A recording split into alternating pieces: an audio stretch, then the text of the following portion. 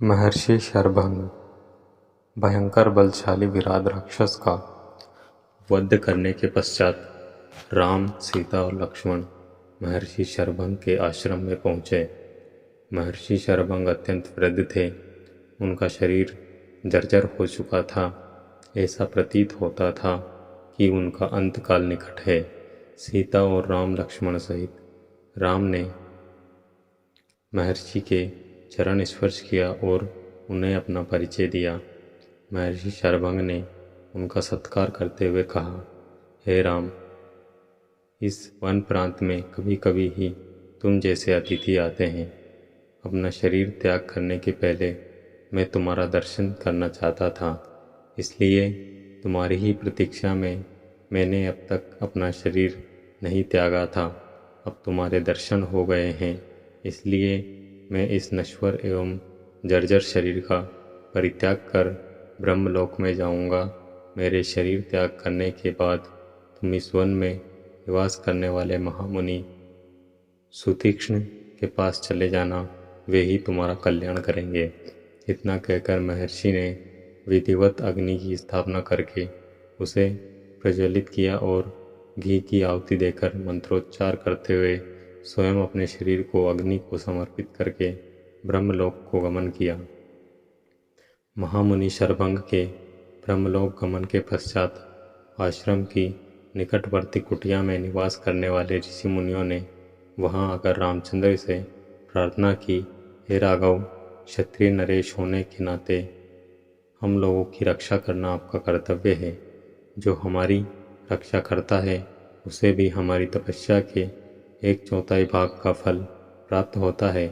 किंतु दुख की बात यह है कि आप जैसे धर्मात्मा राजाओं के होते हुए भी राक्षस जन हमें अनाथों की तरह सताते हैं और हमारी हत्या तक कर देते हैं। इन राक्षसों ने पंपा नदी और मंदाकिनी नदियों के क्षेत्रों का तथा चित्रकूट पर्वत में भयानक उपद्रव मचा रखा है। उनके उपद्रव के कारण तपस्वियों के लिए तपस्या करना ही नहीं जीना भी दूभर हो गया है। ये समाधिस्थ तपस्वियों को मृत्यु के मुख में पहुंचा देते हैं। इसलिए हम आपकी शरण में आए हैं।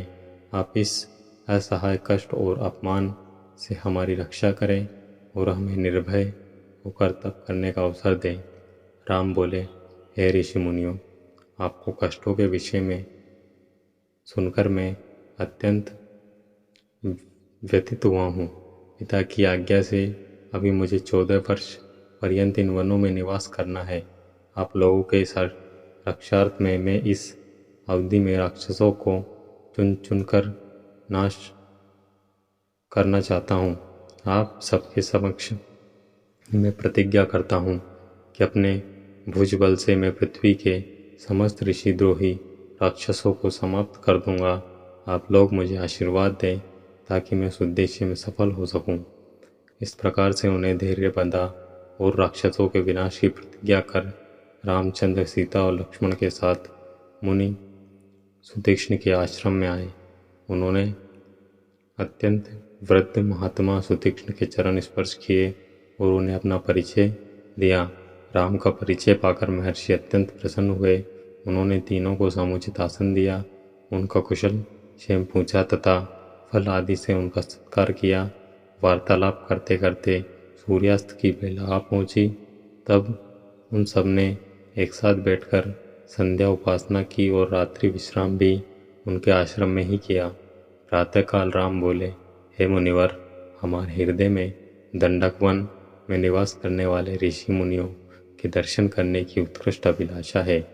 हमने सुना है कि यहाँ ऐसे अनेक ऋषि मुनि हैं जो सहस्त्रों वर्षों से केवल फलाहार करके तपस्या करते हुए सिद्धि को प्राप्त कर चुके हैं। ऐसे महात्माओं के दर्शनों से जन्म जन्मांतर के पाप नष्ट हो जाते हैं।